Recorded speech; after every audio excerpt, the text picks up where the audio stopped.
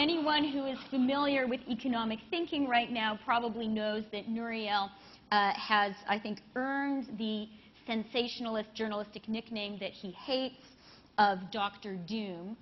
But I hope he won't mind my repeating it, because I think it's a name he should wear with pride. He's one of the very few economists who was actually right about the crisis, who called it in advance and saw it coming.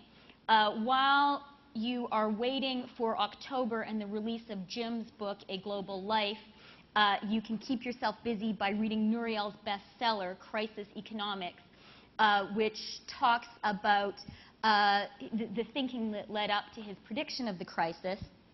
The last time I heard Nouriel speak, he was still pretty gloomy. So we'll hear now what he has to say. And just as a final sort of tantalizing observation about him before we hear his remarks that may lead us to feel kind of grim, I wanted to reveal to you another embarrassing fact about Nouriel, which is I first heard of him when I was an undergraduate in college because he was the economics tutor of one of my college roommates. And I'm afraid she had a huge crush on him due to his charismatic way of talking about the world economy. So there you go. She anticipated one of the great stars of economic thinking today. Please, Nouriel.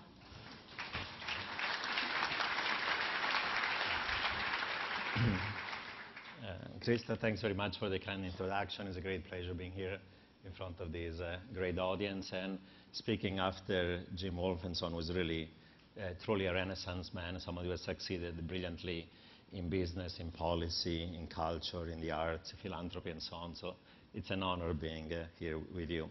I would like to speak about the outlook for the US and the global economy. I'll say only a few things about the short run, where we have many difficulties, because after all, this is a conference about the long-term opportunities, about the risk and the challenges. But we have to link what's happening in the short run with the long run. On the short term, I would say the following thing. It's been recognized we've just gotten out of the worst economic and financial crisis since the Great Depression. Luckily, we are out of it. There is a tentative US and global economic recovery, but we are not yet out of the woods. You know, in a typical economic recovery from a recession, the recovery is V-shaped. You rapidly return to potential growth, or actually above potential growth, 4 or 5% for a couple of years. I've been arguing for a while that the recovery is not going to be V-shaped. It's going to be at best U-shaped, anemic, subpar, below trend in US, in Europe, in Japan, for reasons I'll explain. And there are even risk of a double-dip recession, something like a W, if not an L. And if you look at the latest economic data, it's clear that, you know, the kind of V recovery is out of the window. The recovery has been anemic in advanced economies. We are in this hard slog of a weak economic recovery, and there are even some downside risk of a double-dip recession. Why that's the case and why it's not been a typical recovery? This crisis was caused, first of all, by excessive debt and leverage in the private sector, households, financial institutions, even some fat tail of some parts of the corporate sector. And while there's a lot of talk about the deleveraging has barely started. Those debt ratios in the private sector are stabilizing at a very high level, but there is the burden of insolvent financial institutions, households, even firms. And there's, in the meanwhile, been a massive releveraging of the public sector, very large budget deficits, 10% of GDP in most advanced economies, public debt expected by the IMF to go all the way to 120% of GDP in a number of years. Why this releveraging of the public sector was automatic stabilizers, were countercyclical fiscal policy to try to stimulate the economy after a recession, and also socialization of private losses. We put on the balance sheet of governments the losses of banks, financial institutions, households, even some corporates, and therefore we've seen now a massive releveraging of the public sector. Therefore, the recovery is going to be anemic because you need a hard slog of slow and gradual deleveraging of financial institutions, of households, and now of governments. And if governments are going to do that, the deleveraging of their own large deficits and debt, there is a risk even of sovereign defaults. Look what's happening today in Europe and in countries like Greece.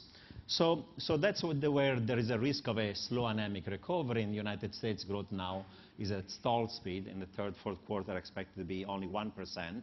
It's not going to be a double-dip recession yet, but 1% is well below potential growth rate of 3%, and anything can tip you then into a double dip because you reach a stall speed for the economy when you're growing so much lower than potential. And it's going to feel like a recession, even if technically it's not a recession, because we've grown so low, the unemployment rate is high and rising, budget deficits are larger, home prices keep on falling, losses that banks have on their mortgages, consumer credit, C&I loans are larger, and protectionist pressure are going to be worse than before. So those are the kind of risks we're facing in the US, but also in half of the Eurozone where there is still economic contraction, in Spain, in Portugal, in Ireland, in Greece, in Italy, and in a country like Japan that is in a path of slow and anemic economic growth. So those are the downside risks about the short run. I don't want to be all doom and gloom, and let me speak about what are the opportunities and potential upsides in the global economy and some of the risks we're facing. If you had to talk about the bright spots about the global economy over the short term and the medium term, I would speak about three of them. First of all, there is still a process of globalization, of trade, financial flows, migration, and you name it. And in spite of this very severe financial crisis, globalization has not reversed. Some people fear the reversal of globalization. So far, that has not occurred. Secondly, there is, as pointed out by Jim, not just in Asia, but in most of the emerging market economy, the recovery has been more V-shaped, much more robust economic growth, above potential in some cases. Why? These countries have higher potential growth than advanced economies, and they're less leveraged, both in the private sector and in the public sector. Third observation that is good about the global economy is there is still a huge amount of technological progress and innovation. In the long run, actually, as we know, technological progress and innovation is a major source of economic performance around the world. Now, if I had to talk about these three positive spots, I would like to point out what are the positive upside about them, but also some of the risks and the challenges that come from globalization, from technological progress, and from the emergence of these emerging market economies. First of all, if we had to define our era, is an era of increased globalization, greater trade in goods, but also greater trade in services. Services used not to be tradable, but now with the IT technologies, you can outsource stuff and then you do trade even in services. We have massive amount of capital flows, both foreign direct investment and foreign investment in stock, bonds, securities, you name it. There is greater amount of labor migration and also offshore outsourcing that increases over time productivity growth. We have now global corporation, firms and businesses, and we have a global supply chain that also increases productivity. And the most important thing is that there is a greater amount of technological innovation and spread of information, of innovation and ideas, of technological progress from advanced economies to emerging markets. And a lot of the innovation now is occurring also in some of these emerging market economies. And I would say the role of technological progress and innovation is key because in the long run, what really leads to economic growth, leaving aside natural population growth and demographic, is productivity growth. And productivity growth depends critically on technological progress. So we don't know what are going to be the new successful, say, sectors of the new economy in the future.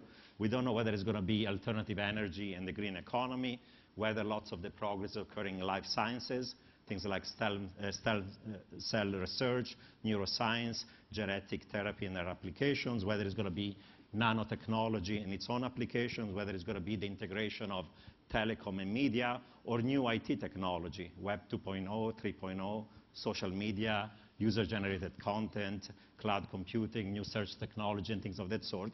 There's lots of creative stuff that is occurring all over the world, in the US, in Europe, in emerging markets. And in the long term, this technological progress is going to be a source of economic success. The third source of economic kind of success, in addition to globalization and technological progress, is this shift of economic power is occurring today from advanced economies to emerging market economies. So we're becoming a multipolar world where there are major sources of economic growth, locomotives and engines that are not just the United States or Europe and Japan. It's Asia, it's Latin America, it's China, India, Brazil, and many other ones. And if we have to really think about what's going on in the global economy, to expand some of the points that Jim has made, there is a shift of economic, trading, financial, and eventually also political power from the US to China, from the G3, US, Europe, and Japan, to the BRICS, from the West to the East, from North to South, from US and Europe towards Asia, Latin America, and other emerging market economies, from advanced economies to emerging markets.